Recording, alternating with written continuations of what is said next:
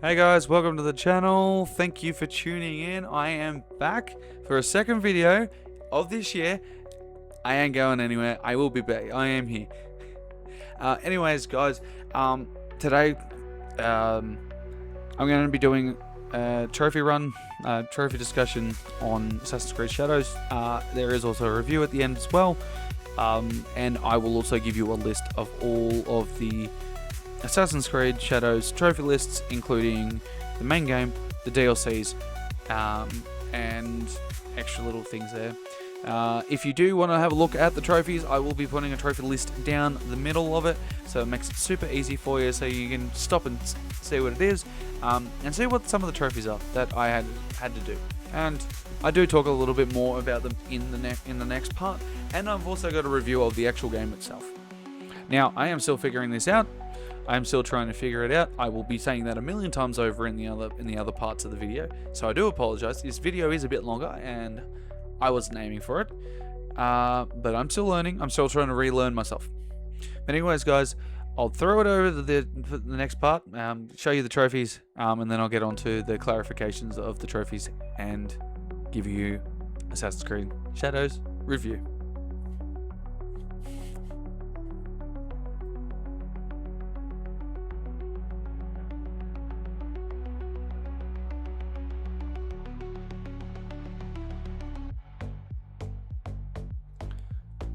So I'm just going to give you guys a rundown of the trophies of what there are in realization of what there is. I am reading off a thing. I can't remember every single trophy that there actually is, excuse me, in this actual thing. So basically, you always have your platinum. Easy stuff. Then you got your story stuff. Easy done. And then you've got... Basically, you've got to go find companions that you can use in battle at the end of the run. In the middle of a battle, you can choose to get a character to basically come in, and you've got, I think there's like 6, I think, off the top of my head. I'm not going to read because this just takes too long. And then you've got to you've got to fully train someone. So basically, I think I spent like 2,000 mon on that. So like $2,000 mon to get to train one ally, and that's all you get for both trophies, because there's only 2 levels to that. And then you've got to use your skill points by basically doing side missions, all that sort of stuff. The standard Ubisoft, Ubibloat, whatever you want to call it, stuff. But then you've got to, in your skill trees, you've got to master all of Shinobi, so all the skills, you've got to just at least unlock them all. Same as the way of the Samurai, it's the same skill set, but on Yasuke. And then from there, you've got an engraver weapon, which most of the time you just get from chests. Equip legendary gear. You've got to both equip it for both characters. But I accidentally did a little cheat, a little skip that I found out, is that if you're in a Kofun, you can't. There's one story mission where there's Kofun. I thought, oh yeah, I'll go and have a look at my equipment, and I had all legendary stuff in Narwhal. And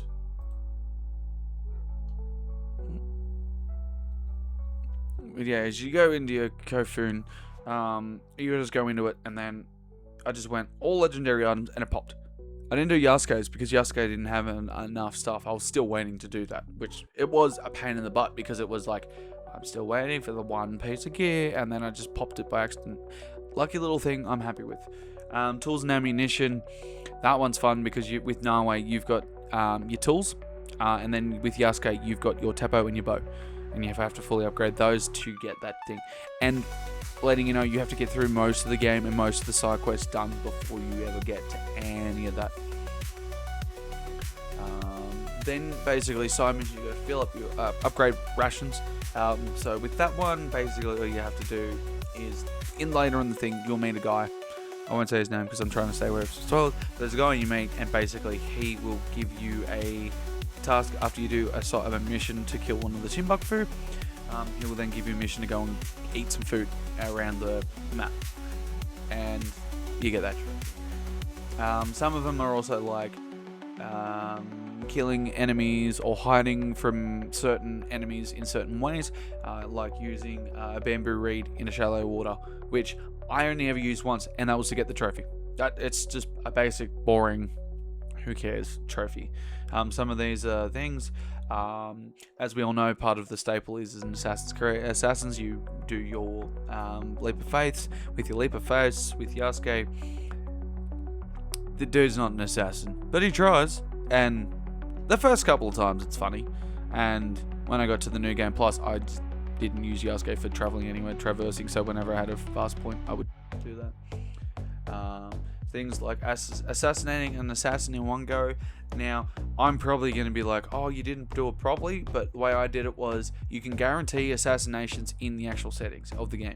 And when you do that, if you have high enough and you're high enough level, you can assassinate anything. So with that, I ended up assassinating a guard in one go because of that. Then you do a finisher as Yasuke, which is basically like your extra moves. Spin, like sword slash faster than you normally need to.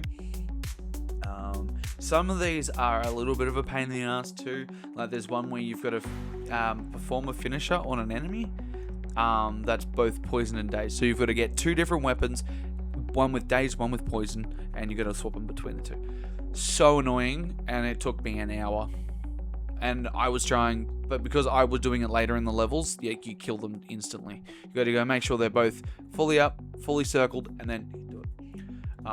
Now this one is probably my favorite trophy of the whole lot. Adventurer. Literally, all you have to do is, I was an adventurer once until I took an arrow to the knee, which is what you have to do. I have to take an arrow to someone's knee, and that's actually fun. When I did it, I was like, hey, look at that, I got that one. That one was my favorite. Don't know why, but maybe it's just for the memes. More side stuff. So obviously through story, you do get to complete a Kofun for a story. You get a trophy for that, as well as you do your Kujikiris. So basically, they took a page out of Ghost of Tsushima and did the Kujikiris and the basically all that sort of stuff, and you have to complete all the Kujikiris, and there's like 33 of them in the main game. And trying to find them on the map is a pain in the ass. You can buy it's like a pack, I think it's like $14 that you can have them unlocked automatically, but it's up to you. I didn't do it, and that's why my gameplay ended up being longer than it needed to be. 120 something hours. That happens. And on top of that, I was just letting the horse ride because I was tired. Didn't want to concentrate as much. But then you got Legendary Sumi Ease, which is just like basically random encounters with animals. Red Dead Redemption 2 idea sort of thing. Take things. Then you got to upgrade your hideout, so it gives you more abilities the more higher you're up. I suggest you do that as soon as possible. Just doing that with once you do your little hideaways. Apart from you got your viewpoints, but then you got your little places that you can hide in. But yeah, and then some of them you just got to complete contracts, but you'll do that if you go through the trophies and do all this stuff to get to the higher hideout. And then of course you saw the DLC 2. It was just super easy. It was one trophy, and all I had to do was I accidentally popped it. I thought it was part of the main game. It wasn't part of the main game. It was part of the DLC that they added on in the first 12 months of their thing. DLC 2 Pack 2. Is where the grind really got serious, and I actually got really sick of the game. I nearly just gave up and putting the 100% off for a while, but I powered through, and so you've got to reach level 80. Now the way I did that was you got to do a lot of contracts. I got to level 60, about 60 before I got to the DLC, which the DLC gives you an extra 5, so 65. You still got 15 levels to go, and you have to get like 42,000 XP per level. So by the time, I'm not doing the math, 15 times, yeah, you get the idea. Too much XP points. It's like Dark Souls all over again. I don't want to get into that. No debates about Dark Souls, please, in the comments. And then you got Knowledge rank 10, which you have to go through, and you actually have to do all the side stuff. So your Kujikiris, your Katas, your horse riding, bow and arrow. Pain in the ass, because you get to... Anyway. And Knowledge 10, you got to basically do a New Game Plus for that. And then the New Game Plus also goes in, you got to play the New Game Plus to get 2 gold katanas. And that just feels like a cop-out, but, it is what it is. And then you got the Claws of Awaji, which is basically just the main game, but smaller. And I don't know what else to say about it. It's really basically the same stuff. Complete the story. Eliminate things with a special new weapon that you get. It's not a whole lot. And then you got Trophy Pack 4, which is also more DLC added stuff on as later on in time. And that was like the Master Builder with Hideout level 13. Now, it did pop early for me, and I have read up that it does pop early. Some is level 11 or 12.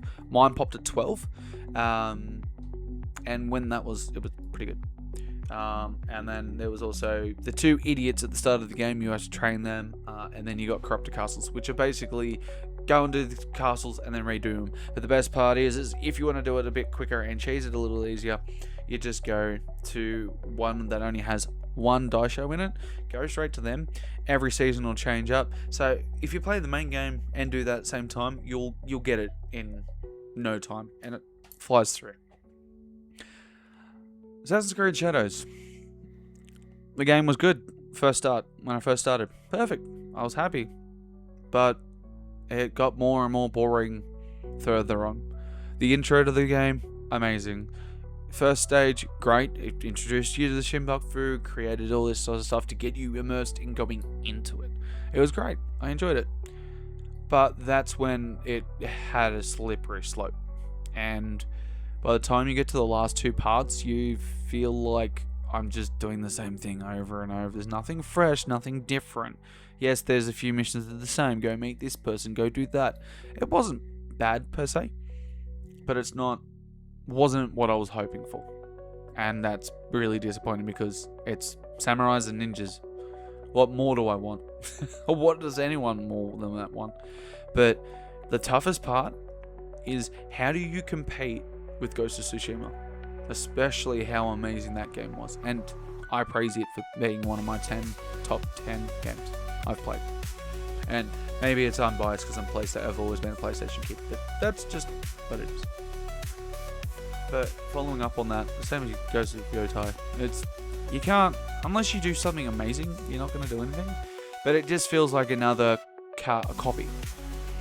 And that's what's really sad. I thought this was going to be something different. There are a few little Easter eggs here and there relating to other eras of Assassin's Creed, like Assassin's Creed 2. But there's really not a lot that connects it. They took the eagle away, which was interesting. They finally took a step away from having an eagle flying over to you actually having eagle vision, or a primal version of eagle vision, which wasn't bad. But it had problems with getting collectibles where you couldn't find where you're looking for, and because the map's so big, sometimes you just miss it, and then you have to run like at the other side of the temple instead. Realistically, it wasn't a terrible game. Story-wise, felt as well like it just felt like it just ended. It just dropped. It's like, why did it drop? It's like they were like, well, we already pushed it back once, we might as well do, and that's when they get the Claws of Awaji DLC added in. And that's where it really disappointed me, because at the end of the game, it's like they just gave up and went, yeah, we're just going to add the last part of the story as DLC. So, for somebody that has no money and you've got like a mate's copy and you finish Assassin's Creed Shadows, well, what do you got to show for it? Nothing. You can't play the DLC to know what happens. And yeah, Claws of Awaji was just... I just didn't add what I wanted to add to it. And it just felt like you pay so much for a DLC and it gives you nothing. I've been burnt with that once before, and it's tough nowadays. I spent $40 on a DLC that gave me an hour of gameplay for the story. Like, story was an hour, added bonus. Because I was so high leveled, it took me like half an hour to an hour, especially with trophies, to get this done.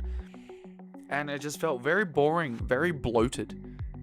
Like, I love Assassin's Creed. The series has been one of my top games for a long time, and this game felt weak, very weak compared to Origins and Odyssey. It's like they got a little lazy. I don't know if that's just my view on this is that they got lazy, and it shows. Like, it could have been so much better than what it was, but it's not. And I miss the old Assassin's Creed. That may be just me, but I miss the extra objectives that made you think a little bit differently. Whereas this game, I turned my brain off and just went, I am Yasuke. I'm just gonna wield a giant ass sword and just obliterate people. By the time I finished getting to the new game plus, I was that overpowered that I would verse a boss and he would be done in 6 or 7, sometimes 6 or 7, sometimes 4 fucking special moves. That's it. I didn't have to think. Nawe in the new game plus, Nawe was straight ahead traversing. Yasuke, kill everyone. Took the time out of it. And that's when it got boring. There was nothing interesting. The DLC added a bow staff. That's it. I just felt like it was just $40. And if I waited a week, I would have paid $26. Still too much for a DLC, in my opinion. And I got cheated. I got seriously bloody cheated. And I don't know how to feel about that. Assassin's Creed, like Ubisoft games back before 2015, they were so good. I miss the days when you could play a 15-hour game and there was added shit. They could add an extra couple hours, but it didn't feel like it was, oh, I have to do this. Oh, I have to do that. Oh no. This game sucked. It didn't suck entirely. But when you go up against big names like Ghost of Tsushima, you can't keep up. So, for me, I'm giving this a 5 out of 10. It's not horrible by any means. It's not bad. It's just not good. It's mediocre at best. Maybe that's because I played like 2 gameplays and a whole lot of time. Maybe. But in all honesty, it's not a horrible game. It's not that great. For somebody that's new to the series and new to gaming, it's a nice, chill, easy thing, because you can turn on a lot of features and settings that would make it easy, accessible for somebody that's never picked up a game. But it's not for me. It wasn't for me. I loved it for the first 40 hours. 40, 50 hours. But once I started getting disappointed by the endings of every single iteration of the story was getting boring and boring and boring. And like, the main dude, you didn't even get to kill him. You spare him because he has information. I'm sorry, but that drew a line with me. But like I said, and I'm ranting again, which I told myself I wouldn't do again, is nothing will beat Ghost of Tsushima, and it will always be hard to catch up. Anyway guys, thank you for watching this video. I'm still figuring out how I want to do these videos. I just thought I'd get a video out for you guys so that you know I am here and I am uploading videos. Don't think I've just gone, hey, I'm going to upload a video and ghost juice. No. I am aiming to do videos. I am aiming to stream. As you currently see, I've finally moved. I got a new office. I got an office now. I never thought that would be a thing. I am renting. I'm not owning anything yet, which sucks. But I am officially in an office, and I have a microphone. I have a good PC that I'm using, thanks to my brother, AAZK. He has a streaming site. He does Twitch. He has a TikTok account as well, so he uploads all these little clips and everything. All this stuff is also, I think he's trying to get it up onto YouTube as well. If you want to give him a look, he does stream Thursday and Friday. He just recently finished Resident Evil 9 as well. So yeah, just give him a quick look. Next time he's on, say hi, do what you do. But other than that, thank you guys. Love yous all. Catch you on the next one. Peace out.